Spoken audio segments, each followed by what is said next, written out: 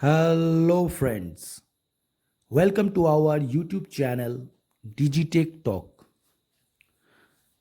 दोस्तों आज के इस वीडियो में हम डिजिटल मल्टीमीटर के यूज़ के बारे में सीखेंगे कि कैसे इस डिजिटल मल्टीमीटर को यूज़ किया जाता है। इसके यहाँ पे अलग अलग क्या क्या रीडिंग्स हमें मिलते हैं, कौन से स्विच किस काम के लिए यूज़ होता है। वीडियो ट्यूटोरियल के लिए मैंने यहाँ पे 2 मल्टीमीटर का यूज़ किया है, डिजिटल मल्टीमीटर। इसका कारण ये है कि अलग अलग मॉडल या कंपनी के मल्टीमीटर का जो यहाँ पे स्विचेस वगैरह होते हैं और यहाँ पे जो सिलेक्टर पॉइंट्स या नॉब्स होते हैं वो स्लाइटली डिफरेंट होते हैं, इसलिए मैंने 2 मॉडल यहाँ पे चूज़ किया है ताकि आपको बारीकी से समझ आए। मेनली हम लोग इस मल्टीमीटर, ये छोटा वाला जो मल्टीमीटर है, इस पे सीखेंगे और थोड़ा सा क्या डिफरेंस होता है यहाँ पे उसको समझाने के लिए मैंने यहाँ पे ये एक दूसरा मॉडल भी यूज़ किया है वीडियो में। अगर बात करें इस मल्टीमीटर का तो यहाँ पे देखिए, इस मल्टीमीटर का जो यहाँ पे आप देख रहे हैं इसे कहा जाता है सिलेक्टर नॉब, यानी कि इस नॉब को घुमा के ही हम लोग अलग अलग मेज़रमेंट के लिए अलग अलग पॉइंट को सिलेक्ट करते हैं। तो ये हो गया हमारा सिलेक्टर नॉब और यहाँ पे एक एरो बना हुआ है। अगर आप देखेंगे बारीकी से तो ये जो एरो है अभी ऑफ में है, तो इसका मतलब इस मॉडल में ये मल्टीमीटर अभी ऑफ कंडीशन में है। अब मेज़रमेंट के लिए हम लोग जब चाहेंगे तो नॉब को घुमा के यहाँ पे अलग अलग पॉइंट पे लेके जाएंगे और ये टर्न ऑन होगा। तो चलिए, मैंने कोई भी एक पॉइंट को सिलेक्ट कर दिया है, तो देखिए ये टर्न ऑन हो गया है। तो इस तरह से इस मल्टीमीटर को ऑन किया जाता है। अब यहाँ पे बात करते हैं इस सिलेक्टर नॉब के साइड्स में ये जो स्केल बने हुए ये क्या क्या है। तो देखिए, ऑफ से शुरू करके अगर हम राइट साइड में जाएंगे तो यहाँ पे आपको वी के ऊपर इस तरह का एक सिंबल मिलेगा, ये सिंबल। तो ये होता है बेसिकली एसी सिंबल। हमेशा याद रखिए इस टाइप का जो सिंबल होता है, मेरा उंगली जहां पे है तो ये है एसी सिंबल। तो अगर आप वोल्टेज में एसी को मेजरमेंट करना चाहते हैं तो आपको यहां से शुरू करके यहां तक आप चाहे तो एसी वोल्टेज मेजरमेंट कर सकते हैं। इसका रेंज 200 वोल्ट से लेके शुरू करके 600 वोल्ट तक है। तो ये हो गया वोल्टेज एसी को मेजरमेंट करने के लिए आपका जो सिलेक्टर नॉब है वो इस पॉइंट में आपको सिलेक्ट करना है। आप अगर 120 करना चाहते हैं तो आपको 200 वोल्ट पे, जिस रीडिंग को आप मेजर कर रहे हैं उससे थोड़ा ऊपर, या मान लीजिए आप 400 वोल्ट करना चाहते हैं तो 200 से वो ज़्यादा है तो आपको यहाँ पे 600 वोल्ट पे सिलेक्ट करना है। नेक्स्ट पॉइंट आता है, देखिए यहाँ पे ए के साइड में इस तरह का जो सिंबल होता है, 2 स्ट्रेट लाइन, एक अपर वाला सॉलिड और उसके बाद डॉटेड। तो ये होता है बेसिकली डीसी सिंबल और साइड में यहाँ पे ए लिखा हुआ है, इसका मतलब है एम्पियर। तो यहाँ पे आप जो डीसी एम्पियर है उसे मेज़र कर सकते हैं और मेज़र करने के लिए आपको पॉइंट जो है इस रेंज पे सिलेक्ट करना है। अप टू आप 10 एम्पियर जो है यहाँ पे सिलेक्ट कर सकते हैं। 200 म्यू ये जो साइन है ये माइक्रो एम्पियर से शुरू करके मिली एम्पियर, उसके बाद एम्पियर को आप इस पॉइंट में मेज़र कर सकते हैं और आपको ये सिलेक्टर नॉब जिस मेजरमेंट को लेना है वहां पे सेट करना है। नेक्स्ट लिखा हुआ है HFE। ये बेसिकली ट्रांजिस्टर को मेजर करने के लिए हम लोग इस पर्टिकुलर एक पॉइंट पे सिलेक्ट करते हैं, व्हाइट कलर का। यहाँ पे HFE जो है इस रेंज पे सिलेक्ट करके हमें ट्रांजिस्टर को, आप नोटिस करिए जो एरो है अभी इस HFE पे सिलेक्टेड है और इस कंडीशन में हम लोग ट्रांजिस्टर को मेज़र कर सकते हैं। अब पहले आपको डिटेक्ट करना है कि ट्रांजिस्टर NPN और PNP किस टाइप का है। ये आगे वीडियो में जब जब मैं इसका प्रैक्टिकल यूज़ करूँगा तब आप समझ पाएंगे।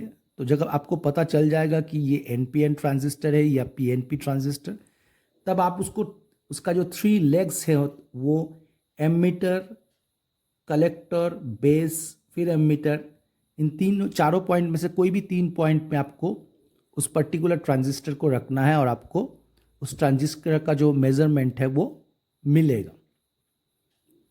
ट्रांजिस्टर का बेसिकली 3 लेग्स होते हैं। यहाँ पे आप देखिए ई लिखा हुआ है, इसका मतलब एमीटर, सी कलेक्टर और फिर बेस।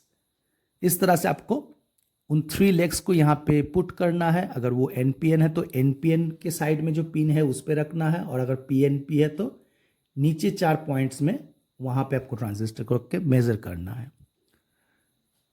तो यहाँ पे हो गया। इसके बाद जो आता है वो है कंटिन्यूटी या बजर पॉइंट। इसका भी यूज मैं आपको भी दिखाता हूं। ये बेसिकली किसी वायर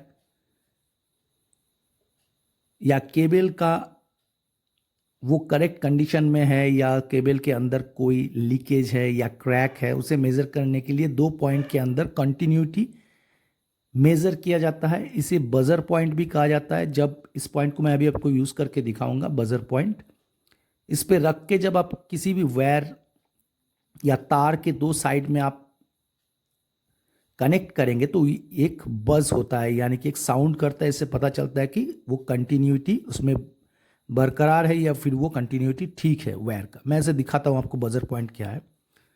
उसका नेक्स्ट वाला जो रेंज है, ये बेसिकली आप देखिए, ये जो साइन है ये है ओहम का साइन। यहाँ पे आपको दिख रहा है एक इस टाइप का साइन बना हुआ है, ये बेसिकली ओहम कहा जाता है। इसे रेजिस्टेंस को मेजर करने के लिए इस रेंज को यूज किया जाता है, ये येलो वाला। यहाँ पे हम लोग 0 ओहम से लेके अप टू 2 मेगा ओहम तक मेजर कर सकते हैं। इसके लिए हमें सिलेक्टर नॉब को उस पर्टिकुलर रेंज पे रख के मेजर करना पड़ता है। हमेशा डिजिटल मल्टीमीटर में आपको याद रखना है कि आपको जिस वोल्टेज, एम्पियर या ओहम जो भी आपको मेजर करना है, जिस वैल्यू को आपको मेजर करना है उससे थोड़ा सा ऊपर हमें रखना पड़ता है। यानी कि अगर हम बात करें ओहम, मान लीजिए आपको 400 ओहम मेजर करना है, तो ये वाला पॉइंट है 200। आपको नॉब को 2K यानी 2000 ओहम पे सेट करना है। जिस ओहम को आपको मेजर करना होगा, सिर्फ ओहम नहीं, वोल्टेज, एम्पियर कुछ भी हो, जिस मेजरमेंट को या जिस रेंज को आपको मेजर करना है, नॉब को हमेशा उससे एक स्टेज ऊपर रखना होता है। अगर आपको 400 ओम मेजर करना है तो इस कंडीशन में हम लोग 2K, और मान लीजिए हमें अगर 4K मेजर करना होता ओम, तो हम लोग इसे 20K पे रख के मेजर करेंगे। नीचे रेंज में रखेंगे तो वहाँ पे एरर शो करेगा, इसलिए हमेशा एक रेंज ऊपर लगा के इसे फिर मेज़र किया जाता है। तो ये हो गया ओहम, यानी कि रेजिस्टेंस मेज़र करने के लिए। अब नेक्स्ट जो यहाँ पे बना हुआ है इस टाइप का सिंबल, मैंने अभी आपको कहा कि एक सॉलिड लाइन और उसके नीचे डॉटेड लाइन, इसका मतलब होता है डीसी। यहाँ पे हमने देखा था कि ये जो था ये डीसी एम्पेयर था, यानी करंट के लिए, और यहाँ पे ये जो है ये DC voltage. Computer repairing, laptop repairing में बेसिकली हम लोग डीसी वोल्टेजेस चेक करते हैं, तो इस रेंज पे हमें सेट करके चेक करना होता है, क्योंकि ये डीसी साइन है और ये वी मतलब डीसी वोल्ट। तो इस कंडीशन में जो भी आपको मेज़र करना है इस रेंज पे सिलेक्टर नॉब को लाके मेज़र करना होता है, और एक रेंज ऊपर सिलेक्ट करके। तो ये था सारे स्केल। और फिर जब आपको इसको ऑफ करना है तो इस तरह से आप सिलेक्टर नॉब को या सिलेक्टर पॉइंट को ले जाके ऑफ में कर देंगे तो ये ऑफ हो गया। तो चलिए इसको फिर हम लोग ऑन कर लेते हैं। अब ये बटन क्या है, किसी किसी मल्टीमीटर में ये जो है ये बैक लाइट है। जब मैं इसे दबाऊंगा तो आप नोटिस कर सकते हैं कि एक लाइट जो है वो ऑन हो गया है। थोड़ा सा अगर जिस कंडीशन में आप काम कर रहे हैं वहाँ पे लाइट का थोड़ा प्रॉब्लम है, तो इस कंडीशन में हम लोग बैक लाइट को ऑन कर लेते हैं ताकि हमें रीडिंग लेने में थोड़ा फ़ायदा होता है। तो ये बेसिकली बैक लाइट का बटन है। इसे थोड़ा सा दबाने से, किसी किसी में इसको डबल प्रेस करने से ऑफ हो जाता है, फिर ऑन। इस मल्टीमीटर में फ़िलहाल नहीं है। ये कुछ देर बाद ऑटोमेटिक भी ऑफ हो सकता है, या फिर आप यूज़ करने के बाद इसे ऑफ करेंगे तो ये ऑफ हो जाएगा। तो ये तो था बैकलाइट। अब यहाँ पे एक पॉइंट बना हुआ है, देखिए इस पे लिखा हुआ है होल्ड। किसी भी रीडिंग को अगर आप स्क्रीन पे बेसिकली क्या होता है, जब हम लोग रीडिंग लेने के बाद इस प्रोब्स को हटा देते हैं उस कंपोनेंट से, तो रीडिंग वहाँ से चला जाता है। तो अगर चाहते हैं कि स्क्रीन में वो रीडिंग बना रहे, तो जब आपको कोई रीडिंग या वैल्यू मिले, सिंपली जब आप इस होल्ड बटन को प्रेस कर देंगे तो यहाँ पे एक साइन आ गया, तो वो रीडिंग जो है स्क्रीन पे होल्ड रह जाएगा। आप बाद में उसे कहीं भी राइट डाउन भी कर सकते हैं। तो होल्ड बटन बेसिकली किसी भी रीडिंग को स्क्रीन में होल्ड करके रखने के लिए ये बटन यूज़ किया जाता है। और फिर एक बार प्रेस करेंगे तो होल्ड हट जाएगा। अब आता है नीचे ये जो 3 पॉइंट्स क्या है, यहाँ पे बेसिकली COM कॉम पॉइंट इसे हम लोग कहते हैं, या कॉमन पॉइंट भी कहा जाता है। तो अगर आप देखेंगे तो मल्टीमीटर के साथ इस टाइप से आपको 2 प्रोब्स मिलते हैं, एक रेड प्रोब्स और एक ब्लैक। ब्लैक को बेसिकली हम लोग नेगेटिव प्रोब कहते हैं और रेड कलर का प्रोब को पॉजिटिव प्रोब। आपको डिजिटल मल्टीमीटर को यूज़ करते हुए हमेशा याद रखना है, आपका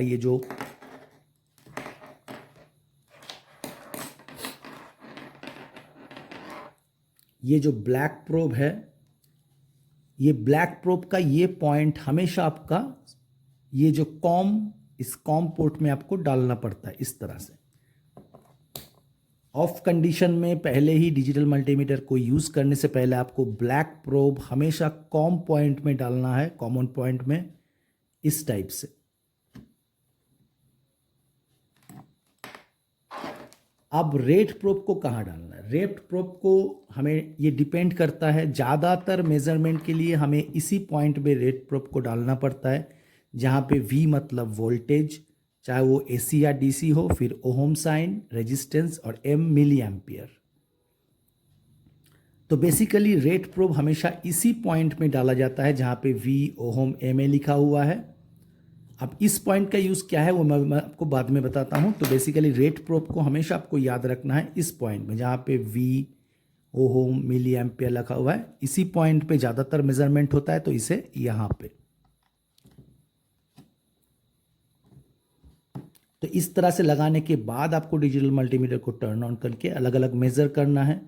अब बाकी रहा कि ये जो 10A DC है ये क्या है? ये बेसिकली 10 एम्पियर DC। देखिएगा आप, अगर आपको मैंने कहा था कि ये जो है DC सिंबल है और यहाँ पे एम्पियर है, तो यहाँ से लेके माइक्रो एम्पियर से लेके मिली एम्पियर से लेके आप यहाँ तक तो मेज़र कर सकते हैं रेड प्रोब को इस पॉइंट में लगा के। लेकिन अगर आपको 10 एम्पियर वाला रीडिंग लेना है, तो उस कंडीशन में 10 एम्पियर रीडिंग को लेने के लिए आपको रेड प्रोब को यहाँ से हटा के यहाँ पे लगाना है।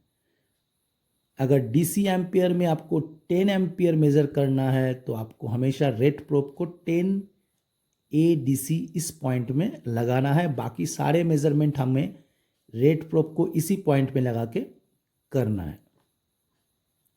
खाली 10 एम्पियर DC के लिए इस पॉइंट में हमको याद रखना है। 10 एम्पियर DC के लिए इस रेड प्रोब को खोल के आपको इस पॉइंट पे इंसर्ट करना है, और आपको नॉब को, सिलेक्टर नॉब के इस पॉइंट को 10 एम्पियर में लाना है। बाकी सारे जितने भी काम है ऐसी DC एम्पियर या रेजिस्टेंस, हमें रेड प्रोब को यहाँ पे लगाना है, और कॉम पोर्ट में हमेशा ब्लैक प्रोब इंसर्ट होगा। तो यही था बेसिकली। और एक चीज़ मैं आपको दिखाता हूँ कि ये बजर पॉइंट, मैंने कहा था कि बजर कंटिन्यूटी मेज़र करने के लिए हमें सिलेक्टर जो नॉब है उसे हम लोग बजर मोड पे लाते हैं। ये देखिए मैंने ठीक बजर पे इसका जो एरो है उसे रख दिया है। अब जब आप इस टाइप से कनेक्ट करेंगे तो एक बज या साउंड आपको सुनाई देगा। देखिए